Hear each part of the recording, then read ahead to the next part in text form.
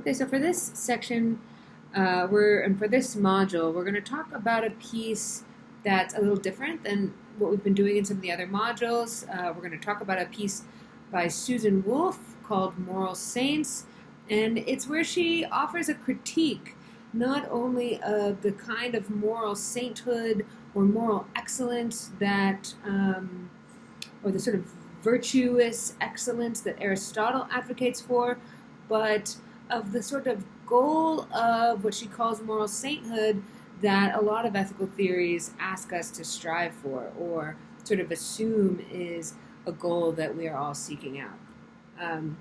Because, like I said in the previous video, seeking flourishing by seeking virtue is what Aristotle says is sort of the purpose of our life. This is our end goal for all of us, and we should all want to achieve this sort of excellence. But Susan Wolf pushes back against this brand of thesis. And so I think her piece fits nicely in this context, but also applies to a lot of the other things we've been thinking about. So first, Wolf defines a moral saint broadly as someone who always acts in the morally best way possible. And she says that in general, it's kind of commonly held that this ideal the ideal of the moral saint is a good one. It's one that we should all strive for. And this is sort of how a lot of moral philosophers talk about it. But she says, when we think about the sort of common sense consensus, when we think about how we actually live our lives, we realize that this is actually not a very attractive goal. And so she goes on to explain a little bit more why. And first, she distinguishes between two different models or archetypes of moral sainthood. First is the loving saint. The loving saint is basically someone whose happiness consists in the happiness of others. So doing good for others is what makes them feel good, and so it's very motivating for them. They're sort of a pure-hearted type.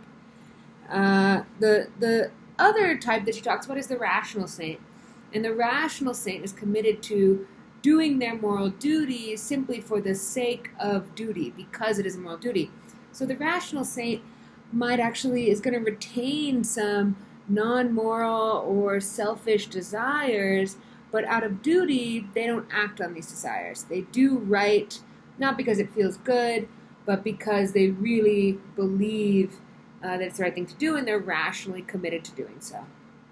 So one of the issues, she brings up a few issues with the loving saint and issues with the rational saint, and I'm going to go over them now. I think she's sort of a funny writer, and so I don't know that these issues or that these critiques of the archetypes are necessarily the most fleshed out arguments, but they are some examples that she offers of questions you might raise about these sorts of people.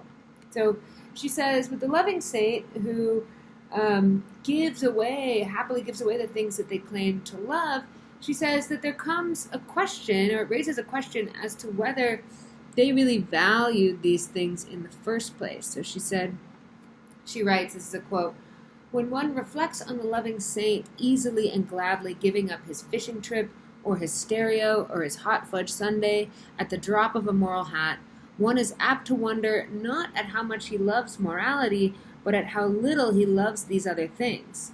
One thinks that if he can give these up so easily, he does not know what it is to truly love them." And so that is a kind of, she says, she's calling into question some of these motives of the loving saint, and also not only their motives, but something about their disposition, something about I would say their character, and whether or not maybe they are not valuing things correctly. And that's another reason I think this fits nicely in this sort of virtue ethics module. So she says, with the rational saint, who still retains the desires to do non-moral things, she says we might suspect them of having a different problem. So in her words, she says, a pathological fear of damnation, perhaps, or an extreme form of self-hatred that interferes with his ability to enjoy his life. And so these are some other sorts of maybe internal dispositional issues that she brings to the fore when talking about these two archetypes of sainthood.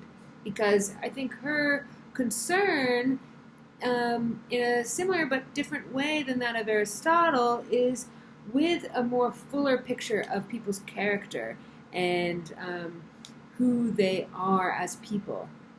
So she says, whether you're a loving saint or a rational saint, it doesn't make it, it makes a difference for your structure of motivations, but not necessarily for how you behave. And so for her, many of the same critiques that she has applies to both the loving saint and the rational saint. And the heart of her critiques essentially is that there are a lot of non-moral goods that we value, and that the moral saints would either be unwilling or unable to participate in or cultivate. She says, the moral saints spend so much of their time improving the lives of others or dedicating themselves to external moral causes that they don't have as much time to read interesting books or perhaps create interesting artworks or good food or good music.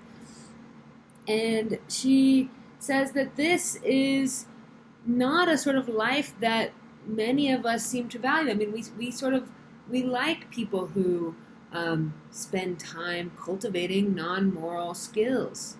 And she says, of course, it's not wrong, it's not morally wrong to have other skills than those maybe primarily cultivated by or considered by the moral saint, but that for the moral saints, these skills, say being really, really good at basketball or being a really, really good chef, are simply going to be incidental. They're going to be what she calls a happy accident. And they're not the kinds of things that the moral saint is going to pursue for their own sake. They're only good to the moral saint insofar as that they allow the moral saint to contribute to the moral good of some other situation. So she also says, and this is a little funny to me, but it is a sincerely made point, that moral saints might be sort of dull people. And this is because she says the moral saint is going to take so much care not to be cruel, not to cause offense, that they probably won't be very funny. They probably won't be able to make sort of sarcastic jokes or have a dry wit or be cynical. They're certainly not the kind of friend you could ever gossip with. And so she says because of this, they're likely to be the kind of person who's a bit of a drag, a bit of a bore. Not the kind of person who you maybe want to hang out with on Friday night. So she argues that seeking moral saintliness deprives us of other virtues, other skills like intellectual or cultural skills, perhaps athletic skills, and that seeking only moral saintliness or using that as our sole goal will create sort of dull and homogenous kinds of people. So she doesn't say, let's do away with morality, this doesn't matter. She says, of course this matters, and of course we need moral theories to help us define what a moral saint would look like, what the perfectly moral person might look like. But she says that morality, we should sort of temper our concerns. It should be one consideration or one value that we pursue among a broader matrix of values, and that it should not automatically take precedence over other concerns or pursuits. And this, she says, squares with our sort of common sense intuition.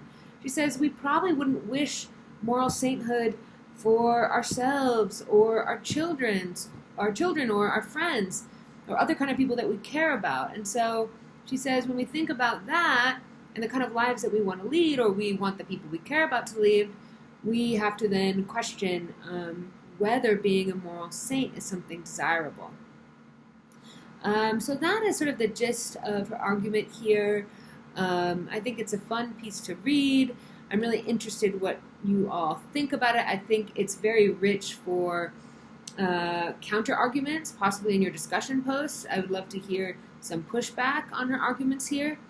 And I also think there's some interesting connections here between what she discusses and the kind of concerns in virtue ethics, which is much more character-based, much more concerned with the full person, or with the holistic dispositions of a person, and also with moderation in some sense. So I think those are all apply nicely to her piece. Those are all interesting things to consider.